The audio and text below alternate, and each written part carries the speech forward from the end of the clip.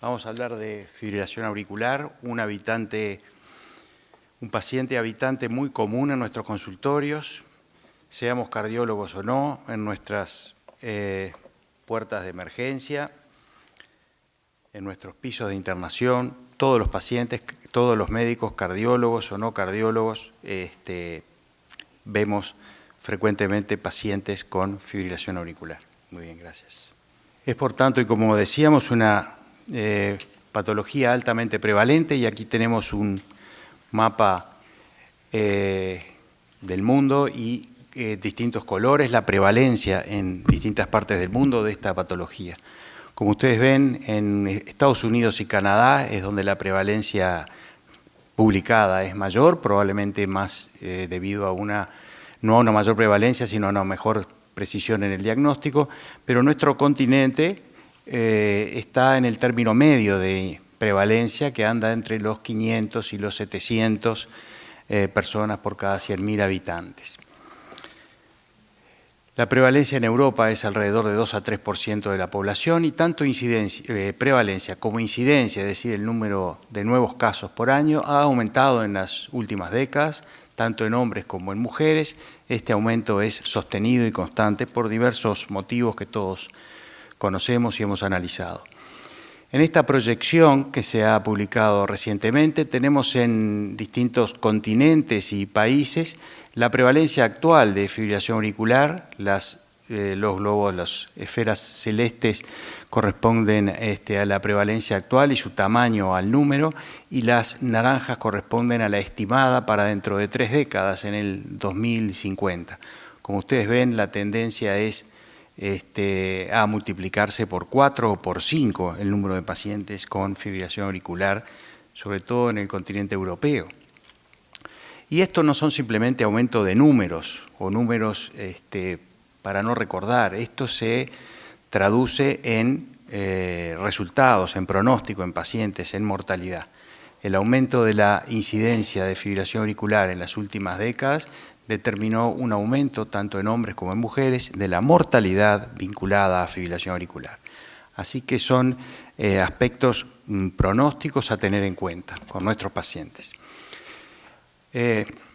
Para resumir estos primeros hechos epidemiológicos, podemos decir que la fibrilación auricular es una epidemia mundial que afecta a más de 33 millones de personas en el mundo en este momento, que su prevalencia y su incidencia están en aumento, que será responsable de un aumento significativo en los costos en salud, y que la prevalencia reportada es mayor en Europa, Estados Unidos, Canadá y Australia, pero existe la certeza de que hay un subreporte en estos países, en los países de ingresos medios y bajos. Además, está bien demostrado que la fibrilación auricular aumenta el riesgo de muerte, aumenta el riesgo de accidente cerebrovascular, de insuficiencia cardíaca, aumenta las hospitalizaciones, aumenta el riesgo de demencia y compromete severamente la calidad de vida. Pero para agravar el problema un poquito más, podemos decir que el diagnóstico de fibrilación auricular muchas veces es difícil, y además el tratamiento es inadecuado. Globalmente podemos afirmar que menos del 50% de los pacientes con riesgo elevado de embolia reciben tratamiento antitrombótico adecuado.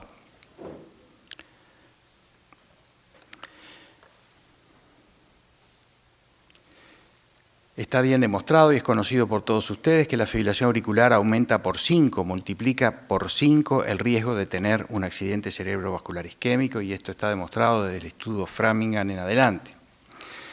Que la fibrilación auricular aumenta con la edad, también lo sabemos, pero también es útil recordar que la proporción de accidentes cerebrovasculares atribuibles a la fibrilación auricular aumentan con la edad. Nosotros en rojo tenemos el aumento de la prevalencia de fibrilación auricular con la edad, y en negro la proporción de accidentes cerebrovasculares que son vinculados a fibrilación auricular. Esta es una gráfica que muestra la mortalidad cardiovascular en los países de Sudamérica.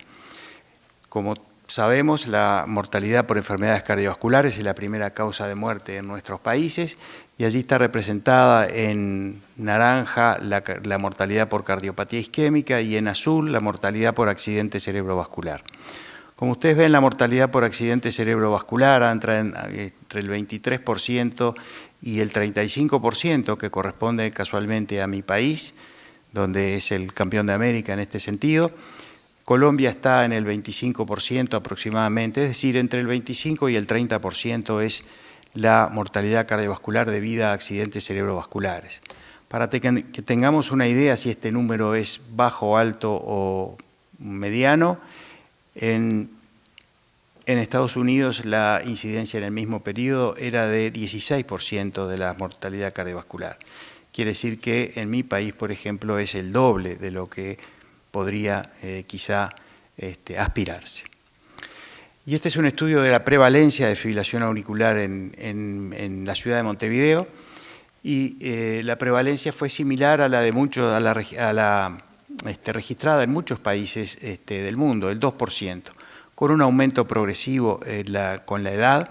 Como vemos, después de los 75 años, tanto en hombres como en mujeres, la prevalencia de fibrilación auricular supera el 10% y llega casi al 17-18% en los mayores de 80 años, una población bastante numerosa en mi país.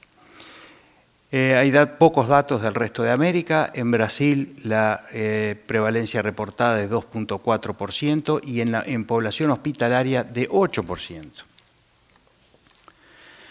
Algunos hechos de Latinoamérica que también es importante destacar. Casi 1 de cada 5 personas que consultan por fibrilación auricular en un departamento de emergencia en Latinoamérica estará muerto en un plazo de 1 año. Solo África está peor que nuestro continente. Los datos que hay sobre prevalencia son escasos, pero los que existen hacen suponer que millones de personas viven con esta condición. 1,5 millones de personas en Brasil. En Venezuela, en esta estimación publicada hace ya unos años, se estimaba que 230.000 personas tenían fibrilación auricular, lo cual seguramente es un subdiagnóstico, pero se prevé que esto se multiplique por 4 en las próximas décadas. Llegamos entonces al accidente cerebrovascular. Es útil recordar algunas cosas en cuanto al accidente cerebrovascular y la fibrilación auricular. Primero, el riesgo de accidente cerebrovascular isquémico es similar con la fibrilación auricular, sea esta permanente, persistente o paroxística. Segundo, el riesgo de accidente cerebrovascular isquémico es similar si la fibrilación auricular es asintomática. Tercero, y no menos importante, los accidentes cerebrovasculares vinculados a la fibrilación auricular son más graves. Los trombos son más grandes, ocluyen arterias de mayor tamaño y generan un infarto de mayor tamaño, que por lo tanto tiene mayor riesgo, mayor mortalidad, y además, como es una patología crónica, tiene tendencia a la recurrencia. Esto implica costos asombrosos y podemos concluir que el accidente cerebrovascular es la complicación más común y devastadora de la fibrilación auricular. Pero además, como decíamos, el diagnóstico es difícil y la fibrilación auricular silenciosa que pasa desapercibida es una situación que debe preocuparnos. Monitorizar al paciente es la clave y nosotros podemos hacerlo con los recursos que disponemos actualmente, de menos complejos a más complejos, desde un simple electrocardiograma a un Holter, a un registro de eventos, hasta un sistema de registros implantables. Pero hay un método muy sencillo y barato y que muchas veces los médicos olvidamos y que debemos no solo practicarlo, sino enseñarle a los pacientes a hacerlo, que es tomarse el pulso. Todos sabemos que aproximadamente la mitad de los accidentes cerebrovasculares se deben a enfermedades de pequeño vaso o de grandes vasos, que hay aproximadamente un 20% que se deben a embolias de origen cardíaco y que hay una cuarta parte que no sabemos a qué se debe, y lo llamamos accidentes cerebrovasculares criptogénicos, muchos de los cuales seguramente se presume están vinculados también a fibrilación auricular. Para ello hay que tener un alto grado de sospecha y buscar de la manera más profunda y posible que tengamos a disposición el diagnóstico de fibrilación auricular. Yo utilizo este sistema que va vinculado a un teléfono inteligente, con unos parches que se colocan en su parte posterior y se baja una aplicación, se aplican los dedos y registra el electrocardiograma de la paciente o del paciente, que puede ser enviado por correo electrónico a su médico. Y esta es una paciente mía que el 31 de julio, como ven ustedes allí, sintió palpitaciones, no tenía diagnóstico de fibrilación auricular y se registró una típica fibrilación auricular. En pacientes con accidente cerebrovascular criptogénico, este ensayo demostró que cuanto más prolongada es la monitorización, más chance tenemos de diagnosticar fibrilación auricular. Si hacemos un Holter de 24 horas, detectaremos 2% de fibrilación auricular, pero si logramos monitorizar al paciente durante 4 semanas, el número de fibrilaciones auriculares que diagnosticaremos llegará a 15%. Y este es un estudio muy original, hecho en un país nórdico, en una comunidad cerrada, donde se tomó un número significativo de pacientes cuyo único factor de riesgo era tener 75 años. No se consideraba ninguna otra característica. A esos pacientes se les dio un monitor ambulatorio y los pacientes 2 veces al día debían registrar su electrocardiograma aplicando los dedos con ese monitor, y como ustedes ven, progresivamente en el curso de los días se fue aumentando el diagnóstico de fibrilación auricular en este grupo de pacientes que solamente eran añosos. Las guías europeas son las primeras o las únicas que incluyen el screening de fibrilación auricular en sus sugestiones diagnósticas y terapéuticas, y lo proponen en una serie de situaciones. El screening oportunístico, es decir, cuando el paciente va al médico y tiene más de 65 años, pero ese también incluye el screening que tenemos que enseñarle al paciente que haga él mismo en el llamado autocontrol de pulso. Los pacientes que han tenido un accidente isquémico transitorio deben ser monitorizados por al menos 72 horas.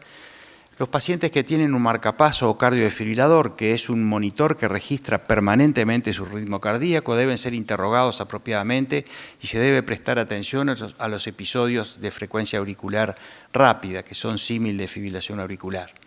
En los pacientes que definitivamente han tenido un stroke, deben monitorizarse más profundamente y eventualmente con registros implantables de eventos para diagnosticar fibrilación auricular. Y el control o el screening sistemático del electrocardiograma debe ser considerado en todos los pacientes mayores de 75 años y es en ellos donde el autocontrol de pulso es importante. Nosotros en Uruguay llevamos adelante a través de Arrhythmia Alliance un programa de enseñanza a los niños en las escuelas a la toma del pulso, no porque los niños tengan fibrilación auricular, sino para que los niños enseñen a sus padres y a sus abuelos a tomarse el pulso y a diagnosticar fibrilación auricular. Es una forma muy económica y barata de diagnosticar y de prevenir el accidente cerebrovascular en la población añosa. Por ejemplo, aquí tenemos, como decíamos, en los pacientes que tienen marcapaso y desfibriladores, es muy importante interrogarlos y mirar con inteligencia los datos que nos brindan estos dispositivos. Acá tenemos una paciente que se le colocó un marcapaso por disfunción sinusal que no tenía ni tiene ninguna historia de fibrilación auricular, sin embargo, en la interrogación se ve que 3,9% del tiempo, en 3 meses, la paciente estuvo en fibrilación auricular. De tal manera que si nosotros queremos variar el pronóstico de los pacientes de fibrilación auricular, si queremos mejorar esa mortalidad aumentada de los pacientes de fibrilación auricular, las dos formas que tenemos de prevenir el stroke y prevenir la falla cardíaca. Y la anticoagulación es un tratamiento que está presente en todas las fases evolutivas de la historia natural de la fibrilación auricular. Sin embargo, la adecuada anticoagulación se usa muy poco en la mayoría de los países. Está hoy bien establecido y todas las guías la aprueban el uso del score de riesgo del CHA2-VASc, que todos conocemos para estratificar el riesgo de los pacientes con fibrilación auricular y definir el tratamiento más apropiado. El CHA2-VASc se ha impuesto sobre el CHAD por el hecho de que, como ustedes ven, el CHAD0, que era lo que usábamos hasta hace unos años, no era cero riesgo de accidente cerebrovascular, sino que implicaba casi un 2% de accidente cerebrovascular al año, mientras que el CHA2-VASc 0 sí significa cero riesgo. y como ustedes ven, en la medida que los números van aumentando, la probabilidad de tener un accidente cerebrovascular en el lapso de un año va aumentando también significativamente. Y las guías recientemente publicadas de la Sociedad Europea de Cardiología presentan este esquema que es absolutamente sencillo en el manejo de los pacientes con fibrilación auricular. Si el paciente tiene una válvula, una prótesis mecánica, una válvula mecánica, o tiene una estenosis mitral moderada o severa, o sea, cuando se dice de fibrilación auricular no valvular, estamos diciendo fibrilación auricular sin estenosis mitral moderada o severa. Todas las demás valvulopatías entran dentro del rango de fibrilación auricular no valvular. Si el paciente tiene una válvula protésica o una estenosis mitral severa, debe recibir entonces warfarina antivitamina K. Si el paciente no es de estos, entonces debe ser valorado de acuerdo al CHA2-VASc, y si el CHA2-VASc es 0, no debe recibir ningún tratamiento. Si el CHA2-VASc es 1, deben considerarse anticoagulantes. Y si el CHA2-VASc es más de 2, y 2 o más de 2, debe ser anticoagulado, ya sea con los nuevos anticoagulantes o con antivitamina K. Quiero destacar que en este esquema no existe la aspirina. La aspirina no protege contra el accidente vascular encefálico a los pacientes, libera la conciencia de los médicos, pero no contribuye en nada con los pacientes, y así lo establecen la mayoría de las guías aprobadas hoy día.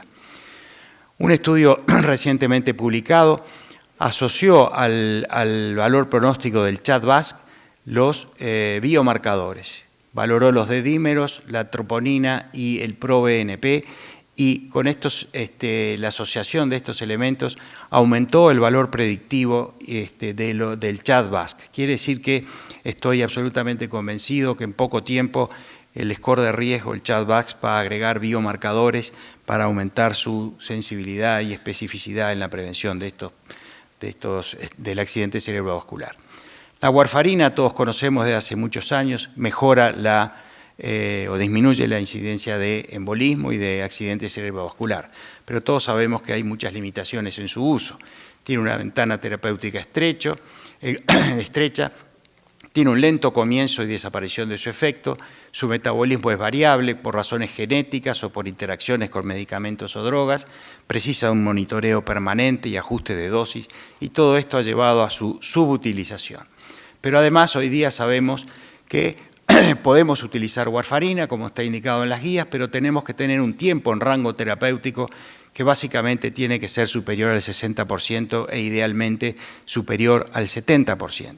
Si no sabemos en nuestro centro y donde indicamos warfarina cuál es el tiempo en rango terapéutico de nuestros pacientes, no deberíamos aplicarla. En mi país casi ningún centro lo conoce, y el lugar que pudimos rescatar un dato es en el Hospital de Clínicas, en una policlínica especializada de insuficiencia cardíaca, pacientes muy bien seguidos, y dio un tiempo en rango terapéutico similar al de los ensayos clínicos randomizados, del 56%. Si no sabemos el tiempo en rango terapéutico de nuestros pacientes en nuestro hospital, no deberíamos poder usar warfarina. Tenemos, por suerte, disponibles hoy día los no antivitamina K anticoagulantes, que tienen una farmacología predecible, actúan sobre un único factor de la coagulación, tienen escasas interacciones con alimentos o drogas, la dosis es fija, no requieren monitorización de la coagulación y tienen un mejor perfil riesgo-beneficio que con respecto a las antivitaminas K. Todos sabemos rivaroxaban y apixaban y endoxaban, que son antifactor 10A, y el dabigatran, que es antifactor 2A. Y estos han demostrado en número significativo de pacientes, incluidos en ensayos clínicos randomizados, casi 60.000 pacientes, que tienen una mejor o igual posibilidad de prevenir la embolia sistémica y el accidente cerebrovascular con respecto a la warfarina. Esto está demostrado, son igual o mejores a la warfarina. Pero además de disminuir o de ser iguales o mejores a la warfarina en la prevención del accidente cerebrovascular, significativamente disminuyen el stroke hemorrágico con respecto a la warfarina. y por si fuera poco, disminuyen 10% la mortalidad. Pero ¿qué pasa en el mundo real? Todos podemos decir, bueno, esos son los ensayos clínicos randomizados. En la vida diaria, ¿qué pasa con estos anticoagulantes? El registro danés es uno de los registros más serios y mejor organizados del mundo, y los datos de este estudio, con también decenas de miles de pacientes, encontraron que no hay diferencia en el riesgo de stroke isquémico entre la warfarina y los anticoagulantes nuevos, que el rivaroxaban en este registro se asoció a menor riesgo de isquemia, aunque tenía un riesgo de sangrado mayor similar a la warfarina, y que dabigatran y apixaban eran comparables a la warfarina, aunque tenían menores incidencias de sangrado. Es decir, los registros, que son la prueba en la vida real, han confirmado de alguna manera los resultados de los ensayos clínicos randomizados. Y de ahí surgen entonces estas indicaciones que habíamos mencionado previamente. En los varones con CHA2DS2 o más deben ser anticoagulados, las mujeres con CHA2DS3 o más deben ser anticoagulados, los varones y mujeres con CHA2DS de 1 o 2 debe considerarse la anticoagulación, y esto es indicación 2A. Los que tienen válvulas protésicas deben utilizar antivitaminas K, etc. Quiero resaltar que estas indicaciones son 1A, hay pocas indicaciones 1A en la medicina y esta es una de ellas. Pero cuando nos enfrentamos al paciente tenemos que elegir cuál de estos, si tenemos disponibilidad, cuál de estos nuevos anticoagulantes podemos utilizar. Yo creo que lo importante es anticoagular al paciente con cualquiera que utilicemos, incluso con warfarina. Pero si tenemos que elegir entre estos anticoagulantes, entre estos nuevos hay algunos matices que podemos utilizar. Si el paciente ha tenido un stroke recurrente a pesar de estar bien controlado con su INR tomando warfarina, debemos pasarlo a dabigatran 150, que es el que demostró ser mejor que la warfarina significativamente. Si el paciente tiene una insuficiencia renal moderada, debe usar apixaban o rivaroxaban, y si el clearance de creatinina es menor de 15, debe utilizarse warfarina. Si el paciente tiene dispepsia, algo que es relativamente común con el dabigatran, debe utilizarse apixaban o rivaroxaban.